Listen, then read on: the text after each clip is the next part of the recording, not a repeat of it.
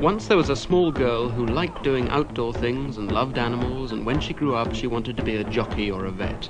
But that was not to be.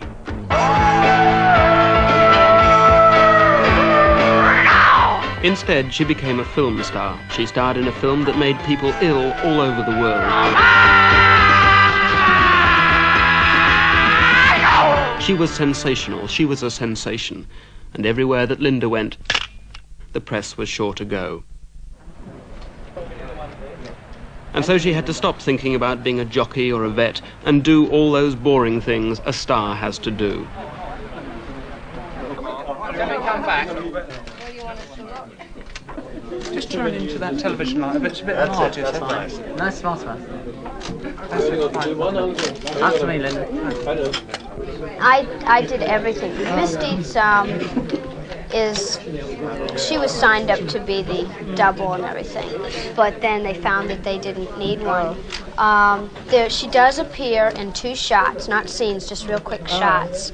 And one of them is her back, and one of them is. Did you see the movie? I haven't seen it yet. Well, there's one time she throws up really slowly, and so that's the other one.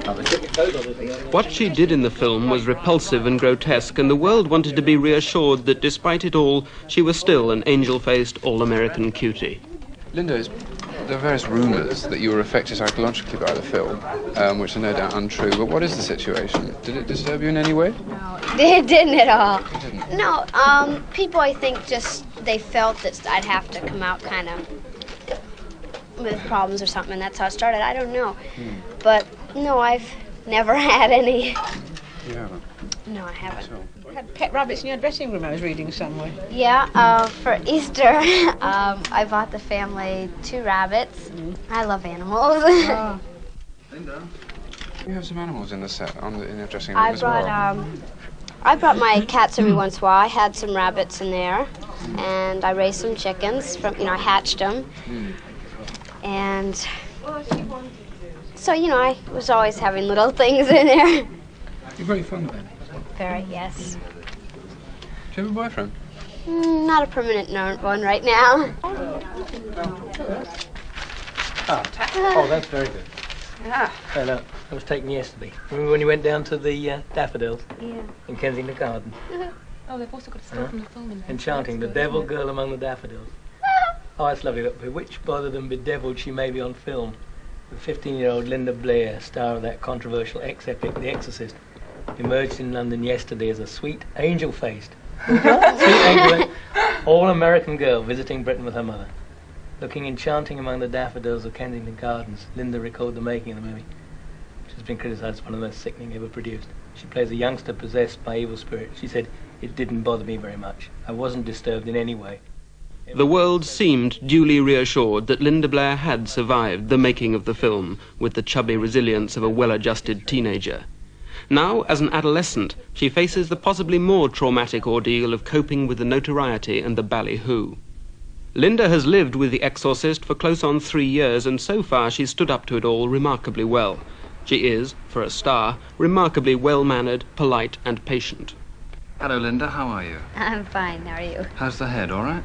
Oh, yeah. No horns? No horns. If anyone's just joined us, this is Linda Blair, who is the star of perhaps the most controversial film around at the moment, a film called The Exorcist. Linda plays a girl called Regan, a 12-year-old girl who is exorcised. How old are you, really? 15.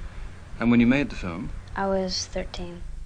She sincerely believes that she hasn't been scarred by the things she had to do in the film. It's the grisly business of stardom which seems more likely permanently to disfigure her. She may look like the girl next door, but the girl next door doesn't get racehorses for birthday presents. And the world's press doesn't ask the girl next door about blasphemy, vomit and obscenity. I suppose you've been asked all these questions before, have you? Basically, but there's some new ones. Do you mind? Linda has been asked all the questions before, but she's too polite to say so. Yes, this is her first big picture. She'd done a bit of commercial modelling before. Yes, she kept up with her schooling during shooting. She had a private tutor. No, it wasn't scary on the set. They had a lot of fun and goofed around a lot. And what, for the 1000th time, did her school friends think of the film when they saw it?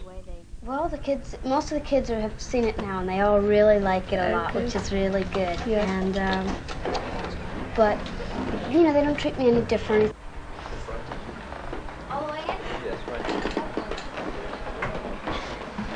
Through the hoops once more, contorting herself in the alien comfort of the Dorchester Hotel for the benefit of another photographer. This is Linda's first trip abroad, and she honestly does love London, what little she's seen of it. So far she's seen the Connaught Hotel, the Royal Garden Hotel, the Crown Jewels, and the Dorchester Hotel. And now, because she's been such a good girl, a real treat, a trip to London Zoo.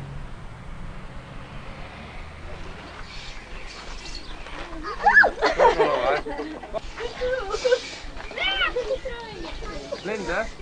But only 15 minutes at the zoo, Linda, and could you play along with the elephants a little longer, Linda, because the man from the Sun and the men from the BBC would like some more photographs, Linda. Only 15 minutes, because there's another appointment to keep. And besides, the word's got around that she's not just another girl at the zoo, she's that awful girl from The Exorcist. It's time to go. With terrifying self-assurance, Miss Blair negotiates Hyde Park Corner for a gallop in the park.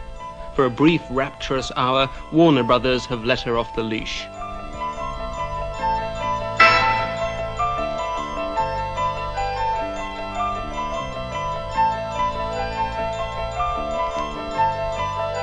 When she's not making gruesome movies or answering questions, Linda Blair is an accomplished horsewoman. She's won prizes at most of the big American shows, and she's won President Nixon's Physical Fitness Award, a sort of American Duke of Edinburgh's award scheme. Talking of which, Linda would really love to meet Princess Anne. But tomorrow they'll be asking about that sort of thing when it's the turn of the continental press to ask all those questions over again. For the moment, she's in her element, with other super giggly girls who agree that for an American, she's jolly good on a horse. The hour is up, all too soon, and the time has come for the last interview of the day.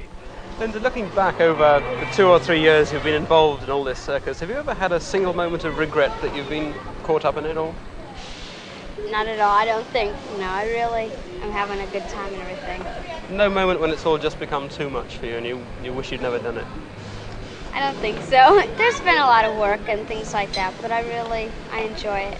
What about all those press conferences? I mean, I know you're a naturally sunny and bright person, but having to smile all that time, how do you keep it up? I don't know. I guess I like people and everything, but it's funny because there's a few times when I'll have big press conferences and they'll keep saying, you know, having all the cameras, and my mouth kind of sets in a smile, and it's really funny. But you get lockjaw, do you? Yeah. Looking back over this time, what do you think you've most lost and most gained? I guess I've kind of lost freedom, you know, just walking around wherever I want and stuff. But I've gained a lot. I've really had a good time, and I've seen a lot of places, and, well, pretty many, and I've met a lot of people, and I like that. But doesn't it worry you that many people come to you because they have this sort of fascination about the girl who did all those terrible things? Well, I've never thought of it as that way, but, you know, I guess it doesn't bother me because they like what I've done. Or maybe they don't like what they've done, maybe they like the idea. But I don't know, it doesn't bother me, I don't think about it. I think journalists queue up to see the girl who can hit a priest in the eye with a stream of vomit at 2 yards. Kind of ghoulish fascination. They might, I don't know. Do you ever worry about that, all the things you had to do? What about the language? No, really, nowadays at least, well, I'm used to it. Like, people use it more of an, as an expression and everything.